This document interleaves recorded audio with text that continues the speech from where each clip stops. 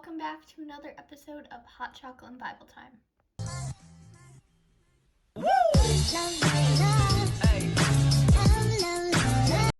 Okay, so first off, I just want to apologize if you hear any background noises. My dogs are in the room with me right now.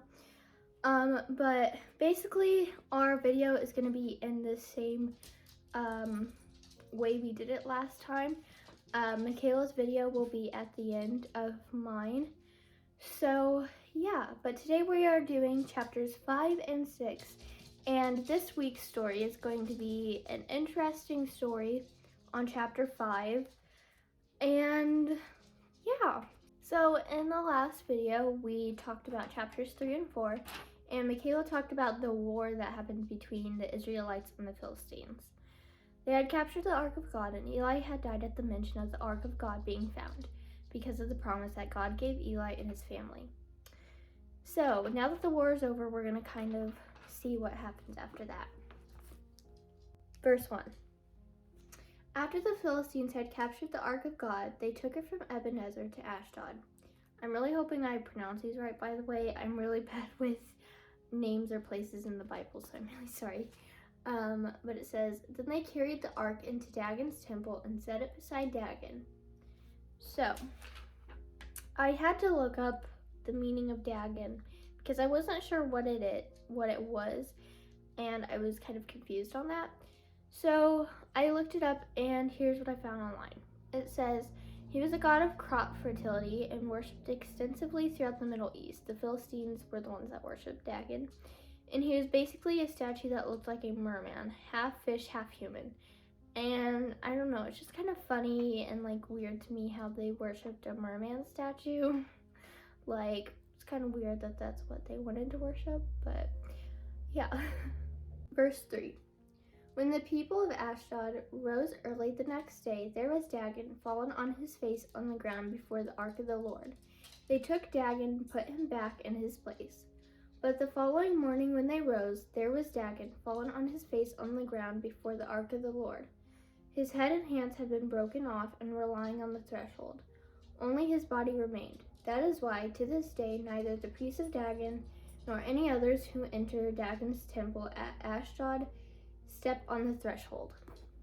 Okay, so basically what this verse means by that's why they don't step on the temple, or that's why they don't enter the temple at Ashdod and step on the threshold. What that means basically is that they were all like, I guess, kind of like scared because they saw what God did, but they still didn't really believe in him for some reason, which I don't know why, because they saw God do stuff like that, so I don't know why they didn't really believe in him still, but that's basically what it meant, because they never went back to the temple. So yeah. Okay, verse 6. The Lord's hand was heavy upon the people of Ashdod and its vicinity. He brought devastation upon them and afflicted them with tumors. When the men of Ashdod saw what was happening, they said, the ark of the God of Israel must not stay here with us, because his hand is so heavy upon us and upon Dagon our God. So they called together all the rulers of the Philistines and asked them, what shall we do with the ark of the God of Israel? They answered, have the ark of the God of Israel moved to Gath. So they moved the ark of the God of Israel. But after they had moved it, the Lord's hand was against that city, throwing it into great panic. He afflicted the people of the city, both young and old, with an outbreak of tumors. So they sent the ark to Ekron. As the ark of God was entering Ekron, the people of Ekron cried out, they have brought the ark of the God of Israel around to us to kill us and our people. So they called together all the rulers of the Philistines and said, send the ark of the God of Israel away. Let it go back to its own place, or it will kill us and our people. For death had filled the city with panic. God's hand was very heavy upon it. Those who did not die were afflicted with tumors, and the outcry of the city went up to heaven. So basically it just shows that we shouldn't just like mess with God and like worship false gods when it says not to in the Bible. And since they didn't obey God, they had to go through the consequences. and it just wasn't a good time for them. And yeah, so they tried to move the Ark of God, and Michaela will talk more about that later on in the next chapter. You can see Millie right there, but I'm gonna read some commentary to you that I found on Blue Letter Bible. So it says, no doubt the Philistines were confident in the superiority of their God over the God of Israel. They faced the God of Israel in battle and believed their God of Dagon delivered them and defeated the God of Israel. Now the Ark of the Covenant of Israel's God stood as a trophy in the temple of their god Dagon. The victory seemed complete. After seeing the superiority of the God of Israel, these Philistine priests had a choice. They could turn from their weak, inferior god, Dagon, and begin serving the mighty, superior Lord of Israel, or they could make a religious tradition instead, and they chose the religious tradition instead. But while I was reading this book in the Bible, I found kind of an interesting story also in the Bible that kind of goes along with this, and I thought I would share it because it's kind of a cool thing. So I'm going to be reading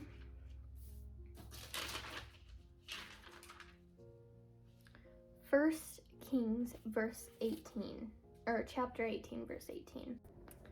So it says, when he saw Elijah, he said to him, is that you, you troubler of Israel? I have not made trouble for Israel, Elijah replied, but you and your father's family have. You have abandoned the Lord's commands and have followed the Baals, meaning a false god that they worshipped in the Bible, named Baal. Now summon the people from all over Israel to meet me on Mount Carmel, and bring the 450 prophets of Baal and the 400 prophets of Asherah who eat at Jezebel's table. That's a lot of people that worshipped a false god. It's a lot. But it says, so Ahab sent word throughout all Israel and assembled the prophets on Mount Carmel. Elijah went before the people and said, how long will you waver between two opinions? If the Lord is God, follow him, but if Baal is God, follow him. That's a pretty bold statement. It's basically saying stop going back and forth with worshiping God and false gods. Just pick one. That's what he's saying. But the people said nothing. They were really shocked by this. It says, where am I at? Then Elijah said to them, I am the only one of the Lord's prophets left, but Baal has 450 prophets. Get 2 bulls for us, let them choose one for themselves, and let them cut it into pieces and put it on the wood, but not set fire to it. I will prepare the other bull and put it on the wood, but not set fire to it. Then you can call on the name of your God, and I will call on the name of the Lord, the God who answers by fire. He is God.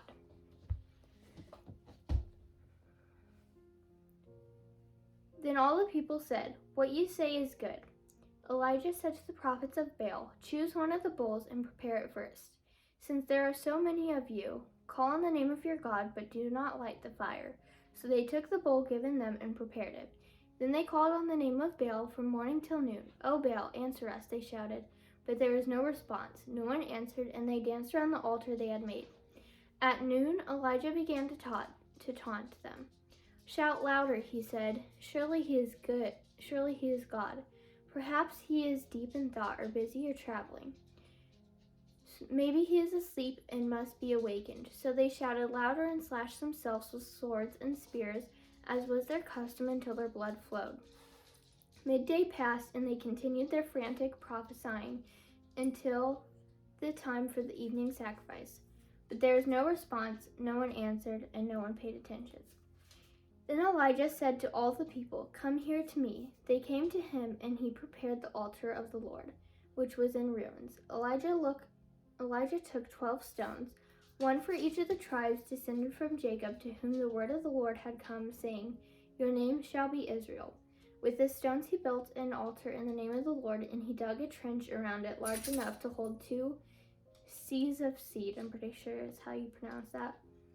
He arranged the wood, cut the bull into pieces, and laid it on the wood. Then he said to them, "Fill 4 large jugs with water and pour it on the offering and on the wood." "Do it again," he said, and they did it again. "Do it a 3rd time," he ordered, and they did it a 3rd time. The water ran down around the altar and even filled the trench.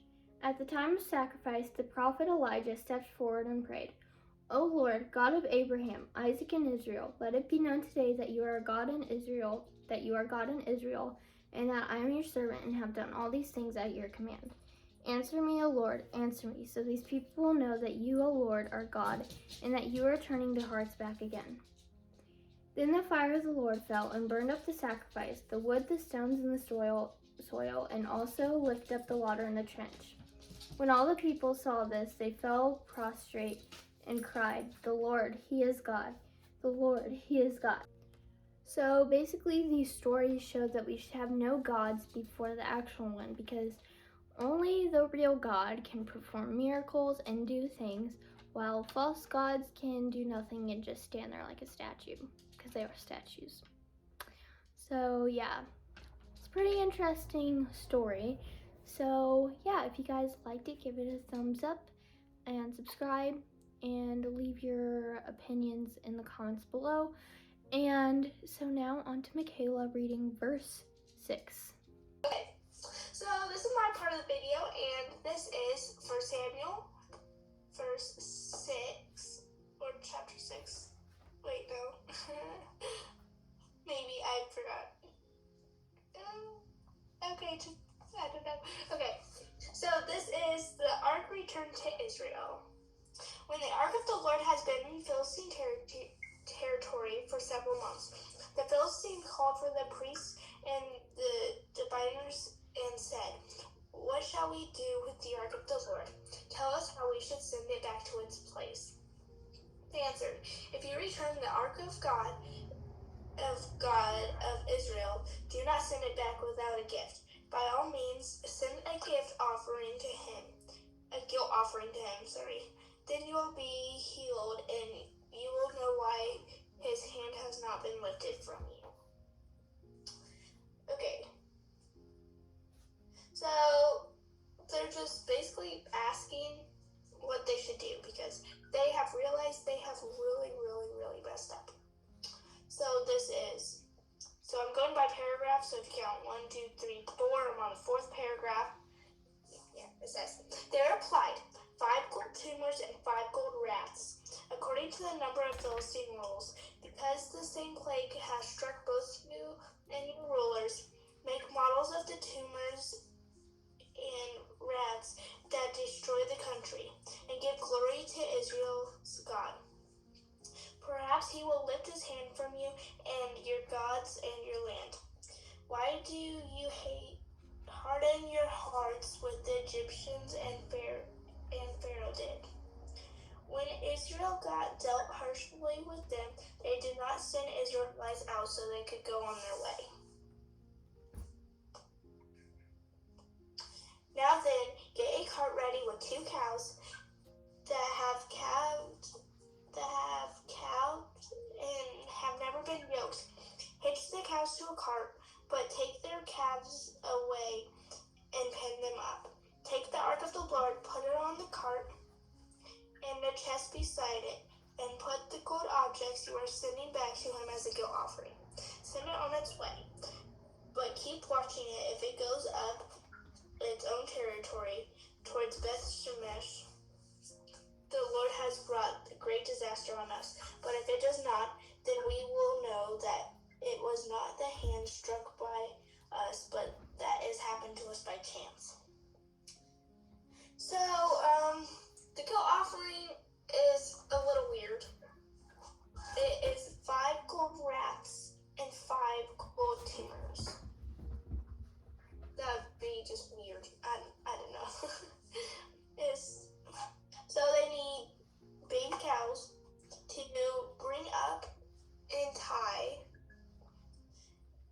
and they're putting the Ark of the Covenant in the cart, and they're putting the chest besides the cart with the gift offering, and then they watched it. They just sat there and watched it.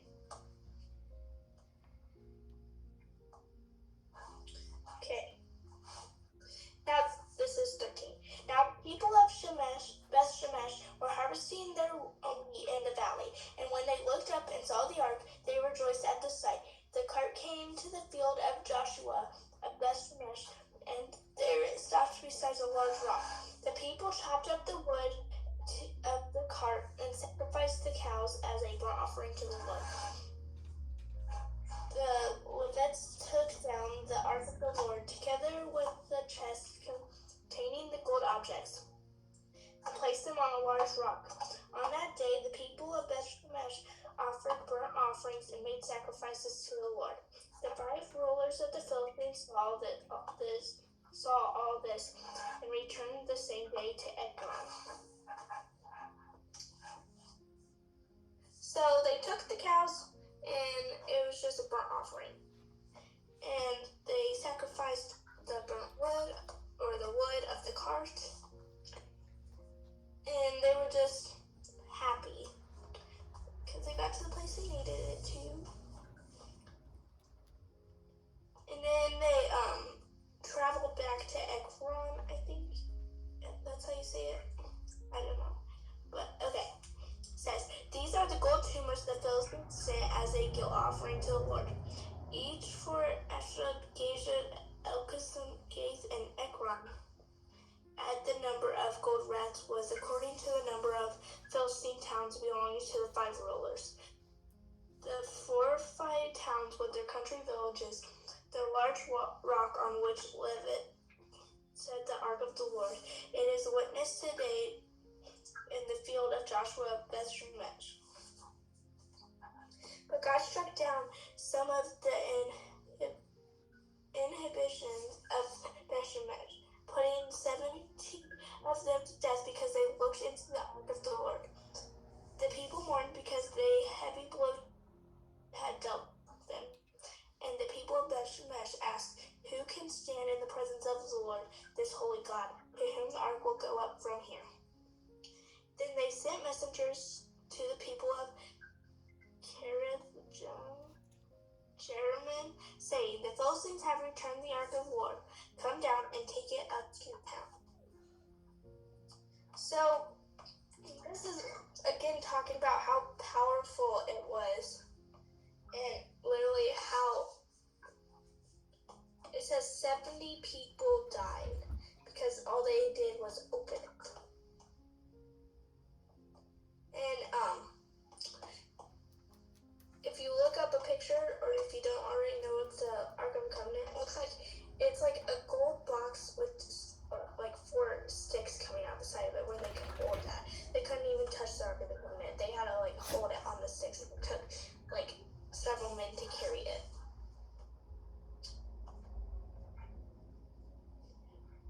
Okay. And now I am going to be doing the devotion. It's the Jesus Calling, like usual, by Sarah Young. Today is February 11th.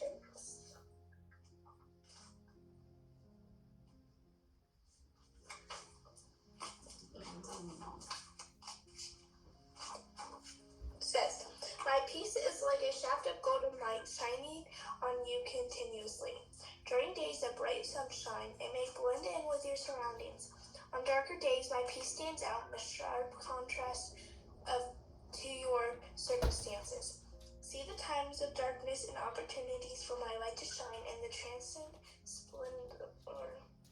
I am training you to practice peace that overpowers darkness. Celebrate with me in this training. Do not grow weary and lose heart. So that is all I have today. So thank you, and don't forget to like, subscribe, turn on notifications, and don't forget we're posting every Friday. And this Friday, well, next Friday, there might be a video of me and Anna together because we might be able to meet up with each other and film a couple of videos for you guys so we can actually be together. So I really hope that works out. Oh, grace, every time you come around I feel okay. Help me see color.